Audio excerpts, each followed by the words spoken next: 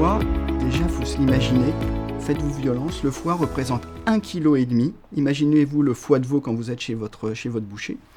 Et donc, c'est l'organe le plus volumineux que nous avons dans notre organisme.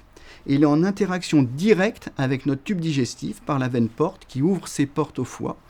Et donc, tout ce que vous mettez dans votre tube digestif, les aliments par exemple, une fois que ça va passer dans la circulation sanguine, le premier organe qui va être rencontré, ça va être le foie.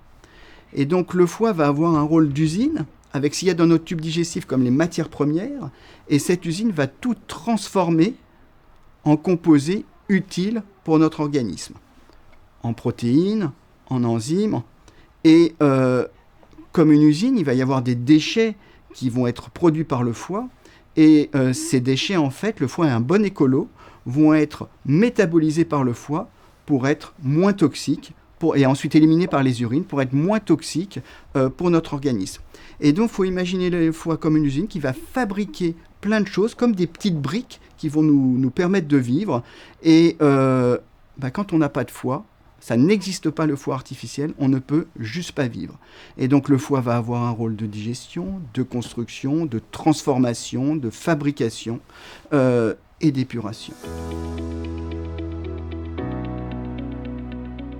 Le foie est en interaction directe avec le tube digestif. Et donc les liens entre le foie et le microbiote intestinal sont multiples et quelque part évidents. Par quel mécanisme ? Quand par exemple vous avez une augmentation de la perméabilité intestinale, des composés bactériens, des toxines bactériennes peuvent passer du tube digestif vers le foie par la veine porte qui ouvre ses portes au foie. Et donc, avec ces composés bactériens, un processus inflammatoire peut apparaître au niveau du foie. Mais il n'y a pas que ça. Le foie, par exemple, va fabriquer de la bile, des acides biliaires. Ces acides biliaires vont être stockés dans notre vésicule, ensuite passés dans le tube digestif, et en fonction de nos bactéries digestives, vont ensuite être transformés par ces bactéries digestives pour repasser au niveau du foie.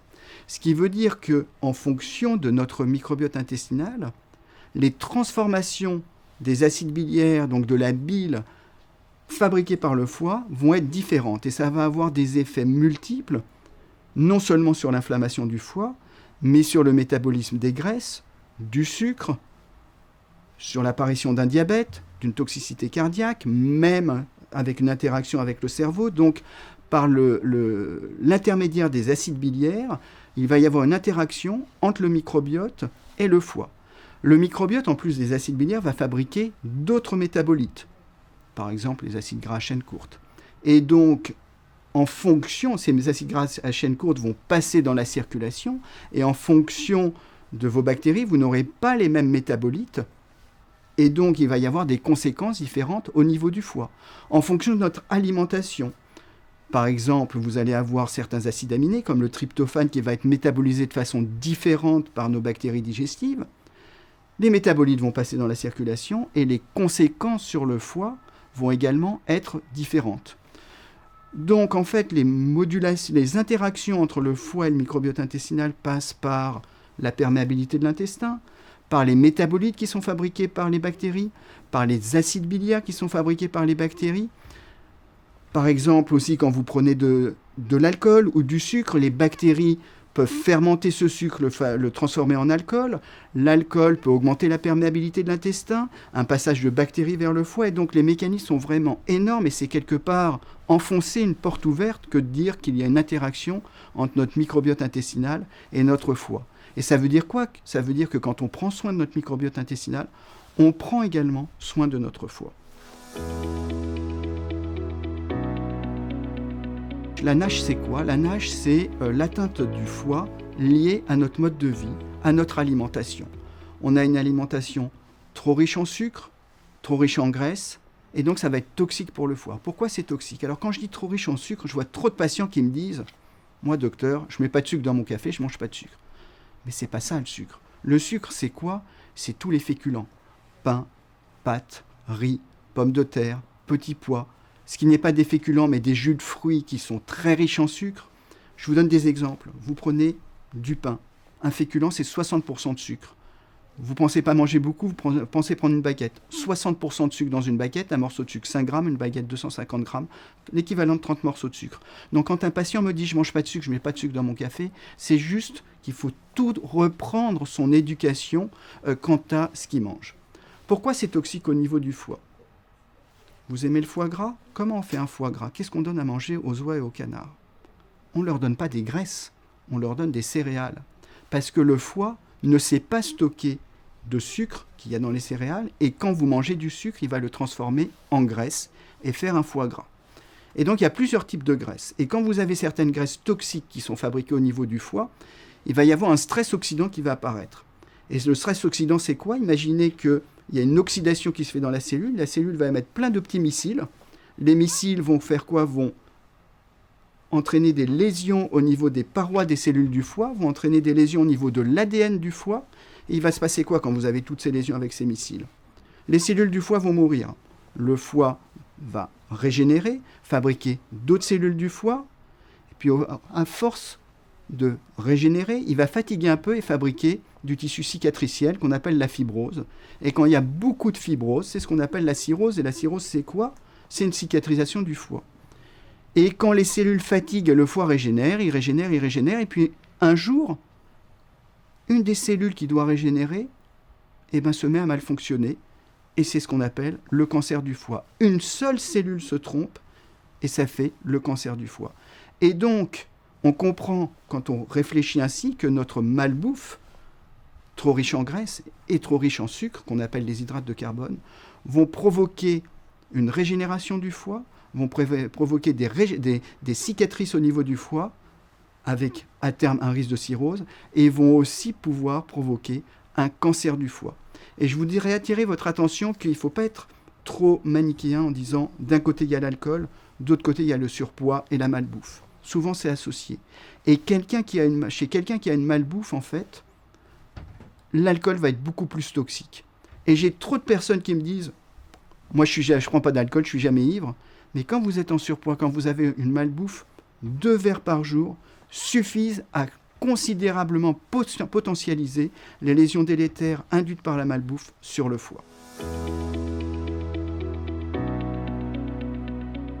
Alors le foie peut avoir plein d'ennemis.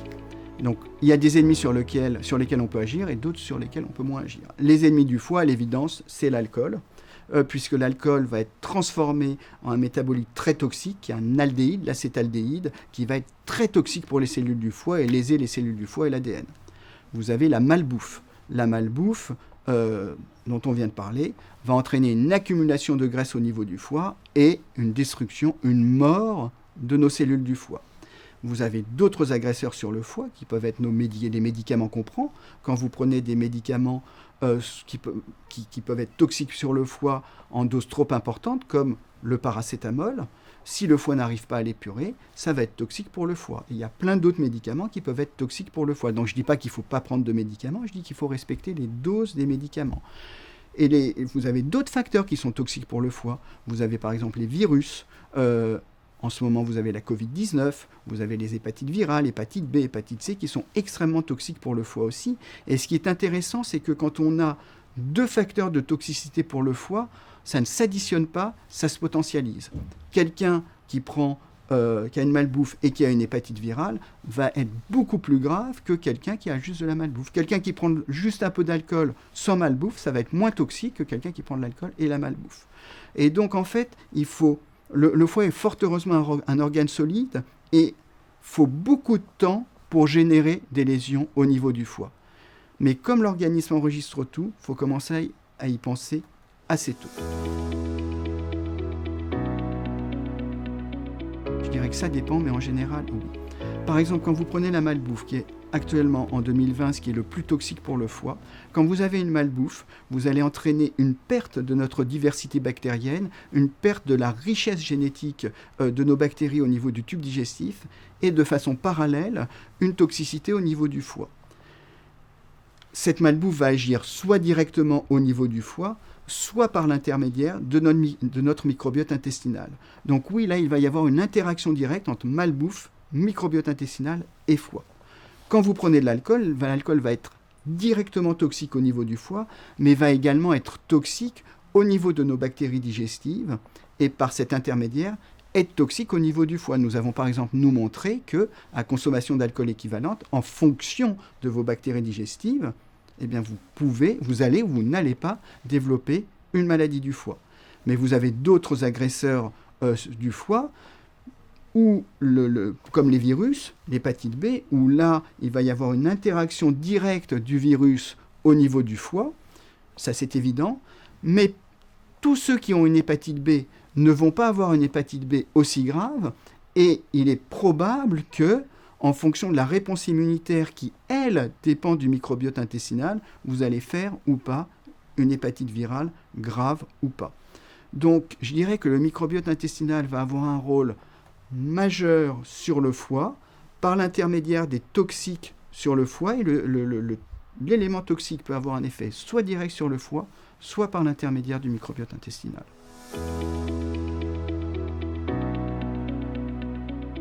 Le lien entre le foie et le microbiote intestinal est bidirectionnel. Ça se fait dans les deux sens. Il n'y a ni œuf ni poule. Qu'est-ce que c'est qu'une dysbiose intestinale ?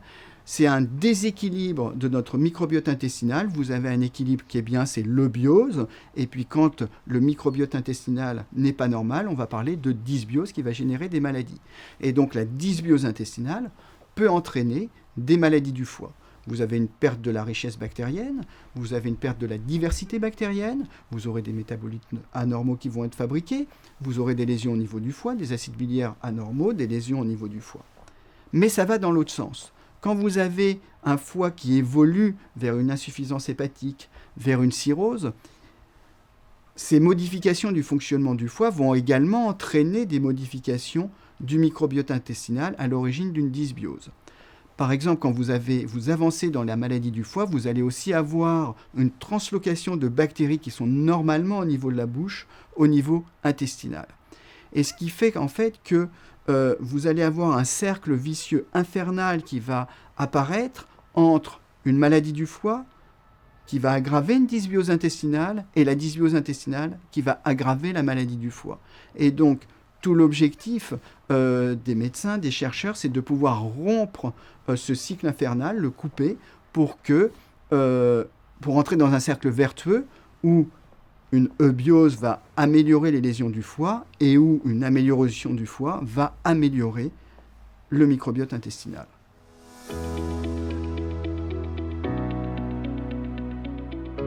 Alors le premier moyen pour protéger son foie et son microbiote intestinal, c'est qu'est-ce qu'on mange.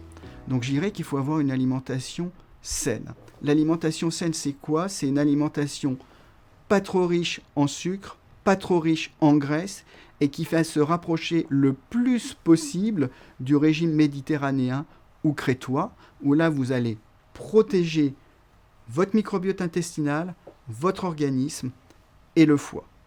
Une alimentation qui ne doit pas être non plus trop riche en boissons alcoolisées. Vous remarquerez que je ne dis pas zéro, je ne dis pas trop riche. Il faut faire attention où là je donne des conseils généraux et on n'est pas dans la médecine individualisée. Parce que chez quelqu'un qui n'a pas l'habitude de bien manger, passer du jour au lendemain à une meilleure alimentation va juste lui faire mal au ventre. Et quelqu'un qui est en surpoids, lui dire vous pouvez continuer à consommer un peu de vin dans le cadre du régime crétois, c'est pas forcément une bonne idée. Et donc ces modifications de l'alimentation qui sont protectrices doivent être adaptées au cas par cas.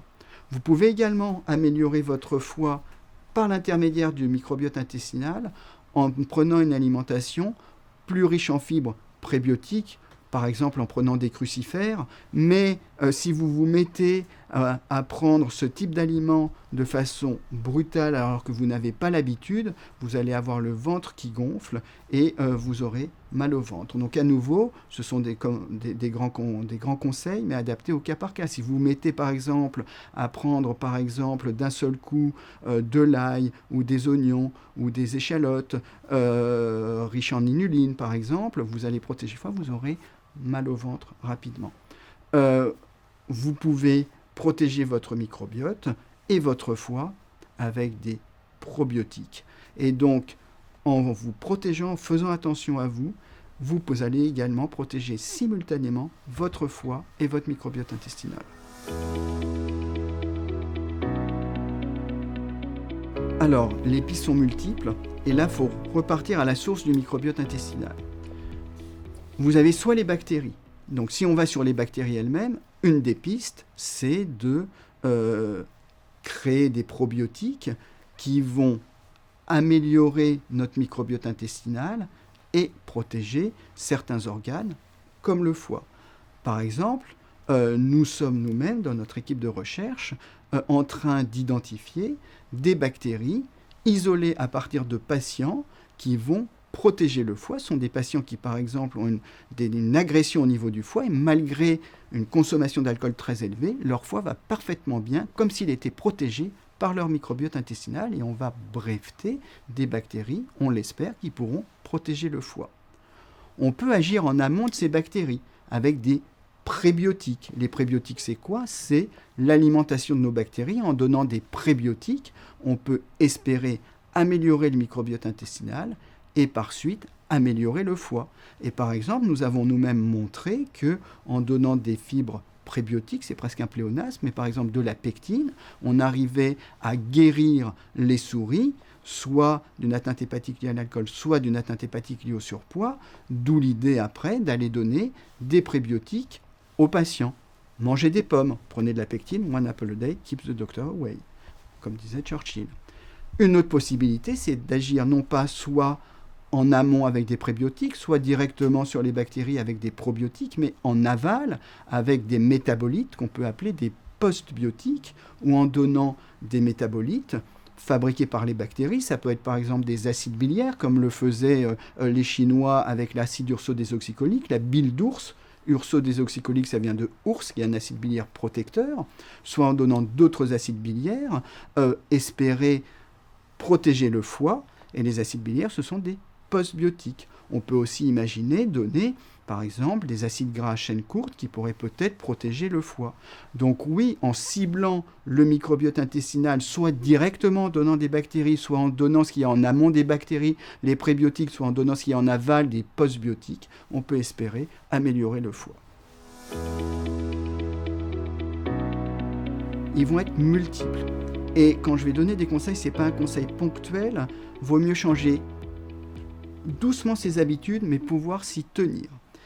D'abord, au niveau de l'alimentation, ça va être une alimentation qui va se rapprocher le plus possible d'une alimentation anti-inflammatoire. Et l'alimentation qui a le mieux prouvé son effet anti-inflammatoire, c'est le régime méditerranéen ou crétois. Ça veut dire quoi en pratique? Ça veut dire pas trop de laitage. J'ai pas dit pas de laitage, j'ai dit pas trop de laitage. Pas trop de sucre. Le sucre, c'est pas juste votre morceau de sucre, ce sont tous les féculents. Pain, pâtes, riz, pommes de terre, petits pois.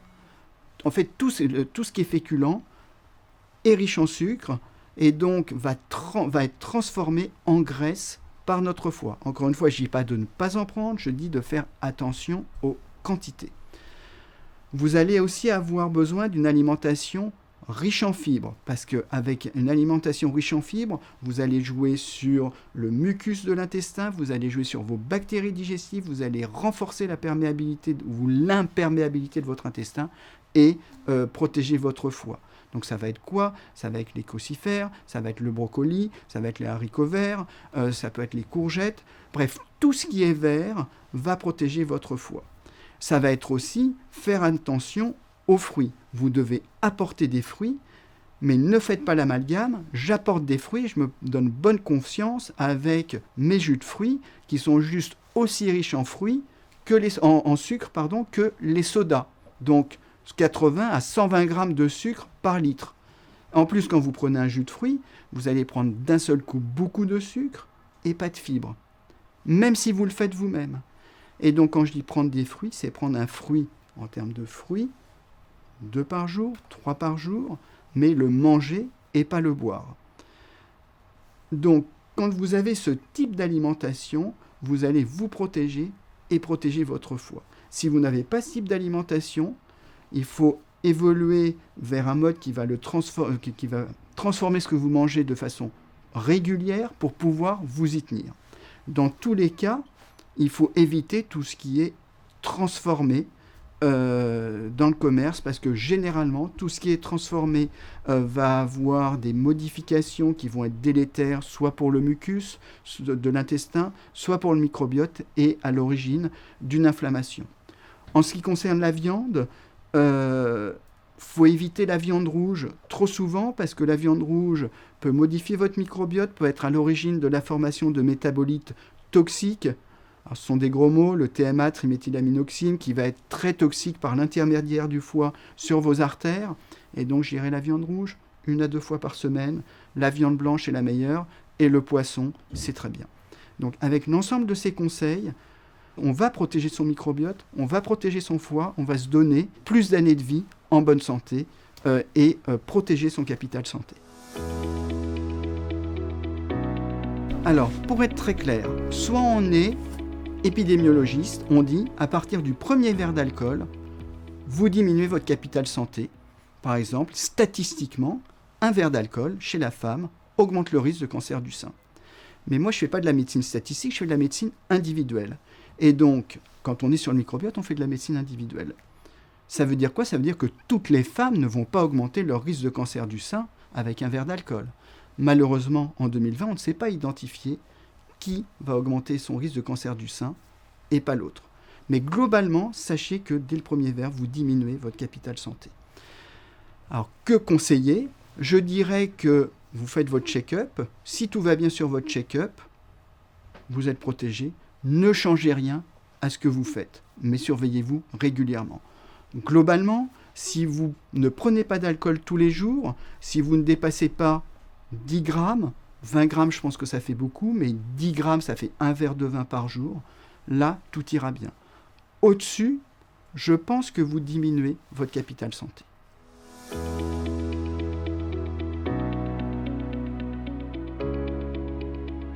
La particularité du foie, des maladies du foie, c'est d'être ce qu'on dit asymptomatique. Ça veut dire que le foie compense bien même quand il ne va pas bien, et la survenue de symptômes, quand vous ne vous sentez pas bien à cause du foie, est trop tard, trop tardive. Ce qui fait que quand on se rend compte soi-même que le foie ne va pas bien, c'est trop tard. Ça veut dire que pour savoir si votre foie va bien, c'est votre médecin qui va pouvoir vous le dire ou pas. Alors oui, vous pouvez savoir que si vous êtes en surpoids, si vous prenez un peu trop d'alcool, vous avez un risque que votre foie n'aille pas bien. Mais vous allez bien vous sentir, et donc quelque part, sans prise de sang, sans une main sur le ventre, sans un examen, vous ne pouvez pas le savoir. Alors les facteurs qui font que votre microbiote va évoluer ou pas vers une dysbiose sont multiples, et là où c'est vertigineux, c'est que ça peut débuter dès les premières années de vie et même avant qu'on naisse, alors qu'on est tout bien dans le ventre de maman. En effet, il faut comprendre que le microbiote va s'acquérir pendant les 2-3 premières années de vie, et le microbiote qu'on va acquérir dépend de celui de la maman, dépend du mode de délivrance par voie vaginale ou par césarienne. On ne va pas acquérir les mêmes bactéries. En fonction du mode d'alimentation, allaitement maternel, réflexe de succion, on acquiert aussi les bactéries de la peau, ou allaitement artificiel, l'enfant ne va pas non plus acquérir les mêmes bactéries. Ensuite, en fonction des médicaments que va prendre l'enfant, si par exemple on lui donne des antibiotiques dans les premières années de vie, une dysbiose peut apparaître qui peut-être ne va jamais cicatriser entre guillemets, et que cette dysbiose va poursuivre l'enfant toute sa vie. Alors, je ne veux pas faire peur, mais c'est presque comme s'il y avait un déterminisme en fait dans les 2-3 premières années de vie pour la dysbiose qui va ensuite vous suivre pendant toute votre vie. Et ensuite, une fois que le microbiote est acquis, en fonction de l'alimentation, vous allez ou pas protéger votre microbiote. Alors en fait, tout dépend de là où vous en êtes sur l'état de votre foie. Quand un patient vient me voir, ça dépend de sa maladie du foie. En général, quand c'est pour une atteinte du foie liée au surpoids, il y a un franc déséquilibre de l'alimentation, et la personne n'est souvent pas consciente de ce déséquilibre. La personne ne se rend pas compte de la quantité de sucre au sens large, pas seulement le morceau de sucre du saccharose du café ou du thé, mais de toute l'alimentation transformée, trop riche en sucre en graisse qu'il consomme. En premier, ça va être quoi? Ça va être prendre un petit déjeuner avec 30 à 50 grammes de pain, une boisson et un fruit. Et là, vous allez déjà vous protéger pour la suite. Faut pas prendre de féculents à tous les repas. Et quand vous prenez par exemple des pâtes, du riz, ça va être 150 grammes par repas, 150 grammes cuits. Quand vous prenez des pommes de terre, qui est un sucre plus rapide, ça va être plutôt 100 grammes par repas. Et au dîner, je dirais que l'intervalle entre le dîner et le coucher doit être le plus long possible, avec 2 heures au minimum, puisque plus on mange tard, plus l'alimentation sera délétère, et que si on a des problèmes de foie, le dîner doit être très pauvre en féculents pour se rapprocher le plus possible quelque part d'un jeûne intermittent. Et si vous ne prenez pas de féculents, vous allez mettre votre pancréas au repos, vous allez moins fabriquer d'insuline, et donc vous allez moins stocker. Arrêtez les sodas, arrêtez les jus de fruits, prendre 2 fruits par jour si on a un problème de foie, avec les fibres, donc manger le fruit et ne pas le prendre en jus. Évitez de grignoter, et puis enrichir son alimentation en tout ce qui est vert, où là, si les quantités que je vous ai données sont insuffisantes, vous pouvez prendre du vert à volonté. Ensuite, certains aliments dans les médecines traditionnelles asiatiques, ont suggéré un effet bénéfique sur le foie. Je pense en particulier au radis, je pense à l'artichaut. Donc je ne vous dis pas de prendre une citerne de radis ou d'artichaut, mais en revanche, ça vous montre que certains aliments qui sont plutôt riches en fibres ou antioxydants peuvent protéger votre microbiote et votre foie. Évidemment, quand vous avez une maladie du foie, l'alcool, c'est, je dis ça à mes patients, LMP, qui veut dire le moins possible. Alors, je dirais que quand vous avez une maladie, qu'elle soit hépatique ou autre, en fait, il y a une part génétique et une part environnementale. Il y a des gènes qui sont impliqués dans les maladies du foie, mais pour que ces gènes entraînent une maladie du foie, il faut qu'ils puissent exprimer leur potentiel délétère. Je vous donne un exemple. Quelqu'un qui a un risque de faire une atteinte hépatique liée à l'alcool ou liée au surpoids, si elle ne prend pas d'alcool ou s'il mange sainement, ces gènes ne vont pas s'exprimer. En revanche, si cette personne a les mauvais gènes et prend un peu d'alcool, lui va faire une maladie du foie, alors que son copain à côté va prendre la même quantité d'alcool ou la même quantité de malbouffe, voire plus, et lui ne fera pas de maladie du foie. Donc évidemment, vous ne pouvez pas changer vos gènes.